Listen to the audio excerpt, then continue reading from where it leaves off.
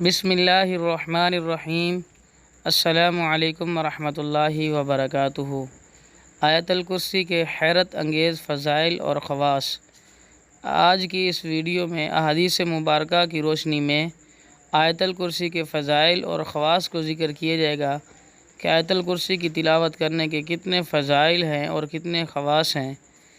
ناظرین، ویڈیو کو سماعت فرمائیں، ملاحظہ فرمائیں۔ اگر آپ ہمارے چینل پہ نئے ہیں تو ہمارے چینل کو سبسکرائب کریں، لائک کریں، شیئر کریں اور کمنٹس کریں۔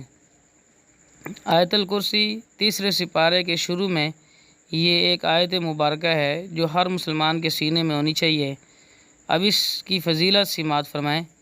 نبی کریم صلی اللہ علیہ وسلم نے ارشاد فرمایا، جو شخص جس وقت آیت الکرسی پڑھتا ہے، اس وقت سے لے کر اگلے دن وہی وقت آنے تک اللہ تعالیٰ اس کے لیے ایک فرشتہ مقرر فرما دیتے ہیں جو اس کے نام اعمال میں نیکیاں لکھتا رہتا ہے اور گناہ مٹاتا رہتا ہے۔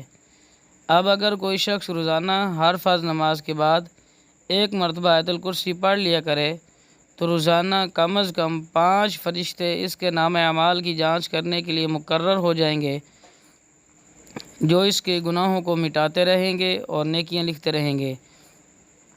سبحان اللہ! کس قدر فضیلت ہے کہ ایک مرتبہ نماز کے بعد آیت الکرسی پڑھنے پر اللہ تعالیٰ 5 فرشتے اس کے نام اعمال کی جانچ پڑتال کرنے کے لیے مقرر فرماتے ہیں، جو اس کے گناہوں کو مٹاتے ہیں۔ نبی کریم صلی اللہ علیہ وسلم نے ارشاد فرمایا، جو شخص ہر فرض نماز کے بعد آیت الکرسی پڑھا کرے تو اس کے جنت میں داخل ہونے میں سوائے موت کے کوئی چیز رکاوٹ نہیں، یعنی موت کے بعد وہ فوراً جنت کے آثار اور راحت اور آرام کا مشاہدہ کرنے لگے گا۔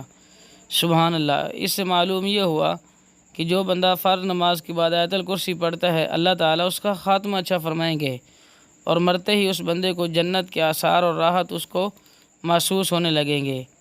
ایک حدیث شریف میں ہے کہ جس مال یا اولاد پر آیت الکرسی پڑھ کر دم کر دو گے یا لکھ کر مال میں رکھ دو گے یا بچے کے گلے میں ڈال دو گے تو شیطان اس مال اور اولاد کے قریب بھی نہ آئے گا۔ کس قدر فضیلت ہے! اللہ تعالیٰ ہم سب کو پڑھنے کی توفیق عطا فرمائے۔